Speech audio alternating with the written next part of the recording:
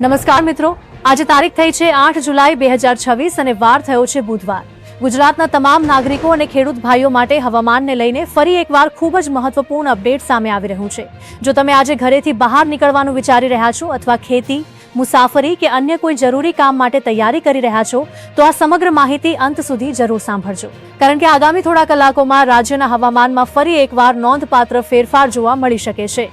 મિત્રો, છેલ્લા કેટલાક દિવસોથી ગુજરાતના અલગ અલગ વિસ્તારોમાં વરસાદી માહોલ સતત યથાવત રહ્યો છે। ક્યાંક મધ્યમ વરસાદ તો ક્યાંક ભારે વરસાદના ઝાપટા નોંધાયા છે।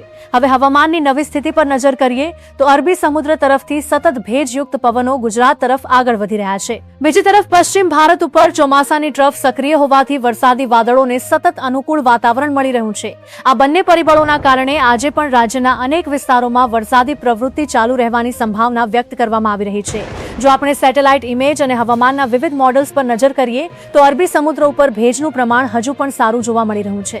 દરિયાકાંઠાના વિસ્તારો તરફથી એક પછી એક વરસાદી વાદળોના સમૂહો ગુજરાત તરફ આગળ વધી રહ્યા છે। ખાસ કરીને દક્ષિણ ગુજરાત અને સૌરાષ્ટ્રના દરિયાકાંઠાના વિસ્તારોમાં સમયાંતરે ગાજવીજ સાથે વરસાદી ઝાપટા પડવાની શક્યતા છે। કેટલાક વિસ્તારોમાં ટૂંકા ગાળામાં વરસાદનું પ્રમાણ વધુ પણ રહી શકે છે।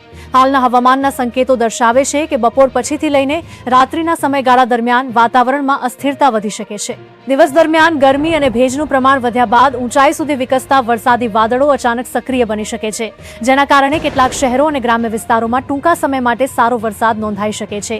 જ્યાં વરસાદી વાદળો લાંબા સમય સુધી સ્થિર રહેશે ત્યાં પાણી ભરાવાની સ્થિતિ પણ સર્જાઈ શકે છે। દક્ષિણ ગુજરાતના વિસ્તારોમાં હાલ સૌથી વધુ નજર રાખવામાં આવી રહી છે, જ્યારે સૌરાષ્ટ્રના કેટલાક દરિયાકાંઠાના વિસ્તારોમાં પણ વરસાદી પ્રવૃત્તિમાં વધારો થવાની શક્યતા છે।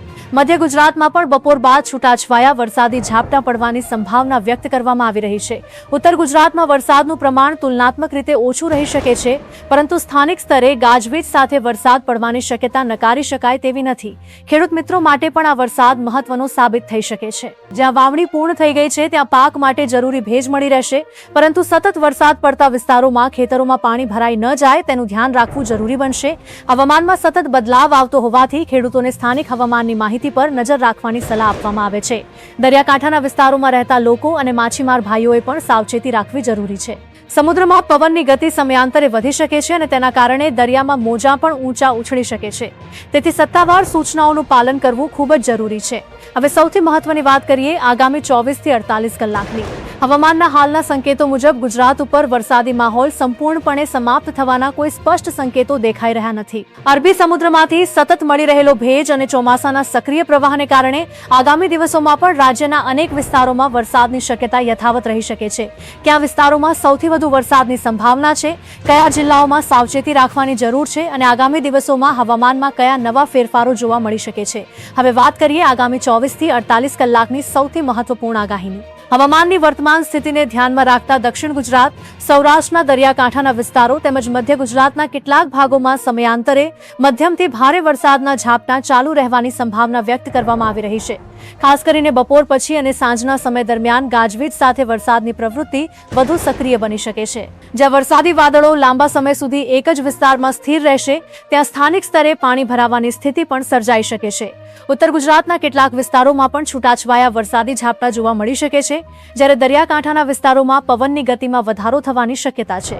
ખેડૂતોને ખેતરમાં પાણીના નિકાલની વ્યવસ્થા જાળવી રાખવાની સલાહ આપવામાં આવે છે અને નીચાણવાળા વિસ્તારોમાં રહેતા લોકોએ પણ સાવચેતી રાખવી જરૂરી છે। આગામી 2 દિવસ દરમિયાન હવામાનમાં ઝડપથી ફેરફાર થવાની સંભાવના હોવાથી સત્તાવાર હવામાન અપડેટ પર સતત નજર રાખવી ખૂબ જ જરૂરી રહેશે।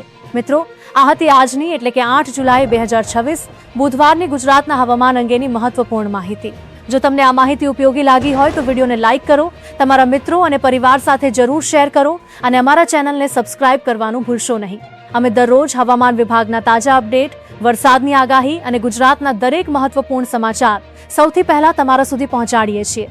ફરી મળીએ એક નવા અને મહત્વપૂર્ણ અપડેટ સાથે। ત્યાં સુધી સુરક્ષિત રહો, સાવચેત રહો અને આભાર।